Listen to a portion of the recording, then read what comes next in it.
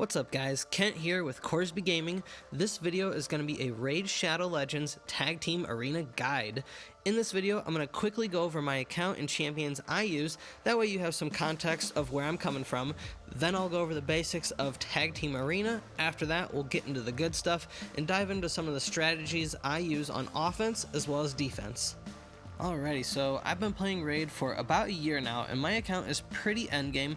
I have a solid pool of champions that I can choose from and work with, and enough good gear to put their stats and ranges needed to be effective.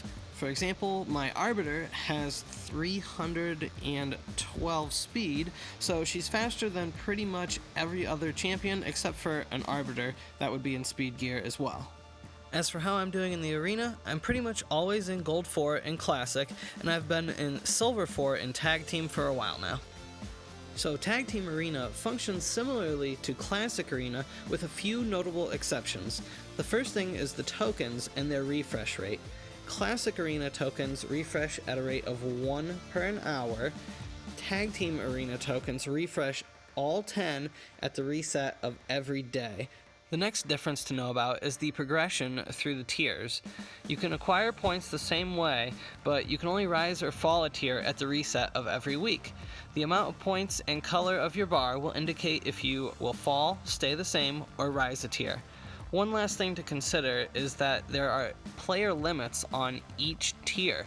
This makes it increasingly competitive and difficult to rise through the ranks. Alright, so that covers the basics, so let's get into some of the strategies that you can use so you can be successful. Now, keep in mind what I'm going to tell you is just what I've done to be successful. There's more than one way to get a W, so you got to work with the champions and resources that you have so you can do the best. So what I do is hunt for matchups where I can win 2 out of 3 battles, kind of like this one here.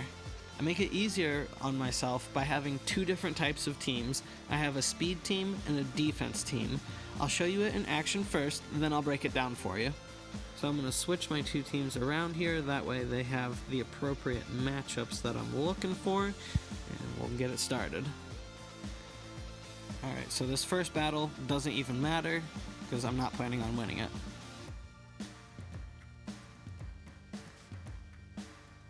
Alright, so this is my defense team, and I go into this fight knowing that I'm going second, and I'm going to take a hit first. So my Mountain King comes up first, and the thing that I want to do in this scenario is take out their Reviver, so we're going to go straight for Gorgorab. So now they don't have anybody that can revive. In my opinion, this fight is pretty much over, so I'm just going to put it on auto. So the guys that I have out here are really high tier endgame characters like Krisk and Duchess.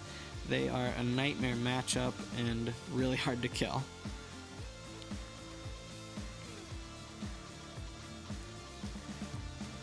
Then my speed team comes up. So I went into this fight knowing that I was faster than my opponent and I was going to go first. With this team, if I go first, I'm almost certainly going to win. So we'll lead off with Arbiter's speed boost, and then I can pretty much just put it on auto because it's going to win. And then Trunda comes in and cleans up just like that. So I'll break down my defense team first. We got Duchess Lilitu. She's probably one of the best revivers in the game because she's got an AoE revive and can also block buffs.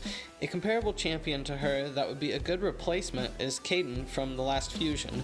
He's a strong defensive champion with a 2 ally revive.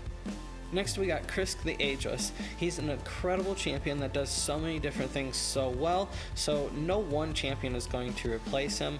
He has AoE Provoke, a really good shield set, and Ally Protect. The main thing though that you'd want to replace is the shield set. So another good champion that could cover this role and the Ally Protect would be Miscreated Monster. Of course you would have to put him in a shield set, but that would be a really effective replacement for this guy.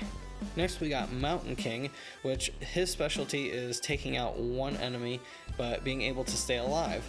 Another good replacement for this guy would be Skullcrown. She's good at taking out multiple enemies, but she has that unkillable buff, so she would be a good substitute for this guy in this scenario. Last we got Razin Scarhide, who's a really awesome versatile champion that's available to everybody through the fusion, so if you haven't gotten him yet, you definitely want to start working towards getting him. His best move is Bog Down in this scenario. It just depletes the enemy's turn meters by 100%. Some good champions that would replace this would either be a Sylar. She has a similar ability, it just doesn't do 100% of the turn meter. And then there's also Umbral Enchantress. She would be another good replacement for Rosalind Scarhide in this scenario. Now to break down my speed team. This one is a bit more complicated since there are certain speed stats that have to be met, otherwise my champions might not go in the correct order, or an enemy champion could cut in and ruin the whole setup. So I used a speed calculator to determine what speeds my champions needed to be so I never get cut by the enemy. The speed calculator I used is on Deadwood Jedi's website. He's awesome, and I'll put a link to his site in the description if you want to use the same calculator. So my Arbiter is my speed lead, and she is just as fast as possible, so she goes first. She's got 312 speed, and pretty much will beat anybody as far as the speed goes with that speed and her aura. Another good replacement for her is going to be Gorgorab. He has a speed aura, a speed boost ability, and a revive as well. He's really a watered down version of Arbiter, but he's basically the next best thing. Next we got Foley. His speed is going to be 240. His primary function is to deal some damage, but also his A3 has a decreased turn meter on the opponents, so that gives my other two champions enough time to be able to go and not have to worry too much about their speeds as well. There are lots of good champions that you could use to replace Foley. And a good example would be a Sylar. She has a decreased turn meter ability as well, but you don't really have to go with decreased turn meter. You can also go with like a AoE stun or an AoE freeze. Either of those abilities would be effective as well. You just gotta take into consideration if the enemy has a block buffs or is an immunity set. Also, you gotta take into consideration your accuracy. So to decrease turn meter or place debuffs, you have to have more accuracy than your enemies for the most part. So you definitely gotta build them out to like 250 plus 300 accuracy if you're in the higher tiers. Next we got Stagnite going. His speed is going to be 222. His primary function is to place a decrease defense and decrease attack on all of the enemies. That way, when we come to Trunda, her speed is going to be 220. She can come in there and deal as much damage as possible. She's a nuker. A good replacement for Trunda is Kale. Everybody's got him, everybody uses him in the lower tiers, but he gets the job done. There's plenty of other better nukers, but he's pretty basic. And for a replacement for Stagnite, there's a lot of good options for this guy as well. The most obvious one is Madame Suri. Everybody uses her. Another good one though is Tayrel. He's a very popular champion for decreased defense. But yeah, anybody that's going to place a decreased defense, even a War Maiden, a lot of people use her in the lower tiers. Those champions get the job done and make it easier for that nuker to come in.